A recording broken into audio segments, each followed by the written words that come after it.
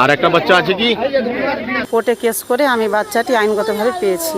ভালোবাসার জেরে বিগত 3 বছর আগে একে অপরের সহমতে বিবাহ বন্ধনে আবদ্ধ হয়েছিল তারা, কিন্তু অল্প সময়ের মধ্যেই তাদের ভালোবাসা আর আত্মবিশ্বাস সবই কিছু ভেঙে চুরমার। অবশেষে 3 বছর পর তারা স্বামী স্ত্রীর সম্পর্কে ইতি টানে।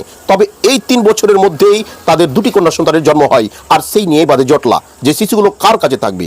বিষয়টি আদালতের কাছে পৌঁছালে বিচারক রায় দেন এবং সেই রায়কে বাস্তবায়নের উদ্দেশ্যে উভয় পক্ষকে কালিয়াচক থানায় ডেকে রায়টি বুঝিয়ে দেওয়া হয়। লাভ ম্যারেজ করে ফের বিয়ে হয়েছিল।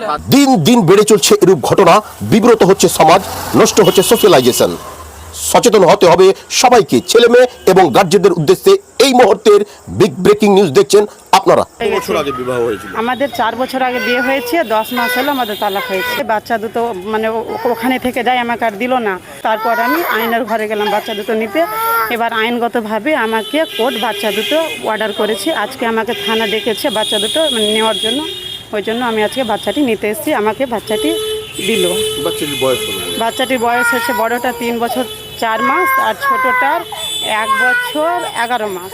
পূর্বে যেটা স্বামী বাড়ি করতেন, ওর বাড়ি হচ্ছে বিবি গ্রাম, সৈয়দপুর বিবি গ্রাম, হ্যাঁ কালিয়াচুয়া। কি বললো যাওয়ার টাইমে, কি বললো ওর বাবা? আমাকে তো কিছু বলেনি, আমাকে বাচ্চাটি দিয়ে দিল অফিসারের সামনে, আর কিছু বলেনি। অফিসার কি বললো আপনাদেরকে? অফিসার তো এখন কিছু বলেনি, আমাকে বাচ্চাটি দিল, ওকে নিয়ে চলে যাও। আগামী ভবিষ্যৎ নিয়ে, বাচ্চাদের ভবিষ্যৎ নিয়ে কি ভাবছেন?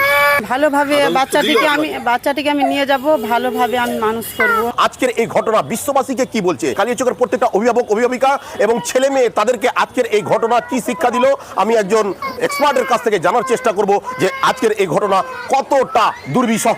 বিধির বিধান নিয়ম কখন কার কি হয়ে যায় এটা বলার কিছু নেই। আজকে যে হলো সেটা খুব দুঃখজনক। আজকের এই ঘটনা সমাজকে কি বলছে, যাতে আর ভবিষ্যতে না হয়। এবং গার্জেনদেরকে কি বলবেন, ছেলের এবং মেয়ের অভিভাবক অভিভাবিকা? অভিভাবিকাদের এটাই আমার বলার আছে যে একটু বুঝিয়ে সুঝিয়ে সংসারটা যাতে জুড়িয়ে রাখেন, না ভাঙানোই ভালো।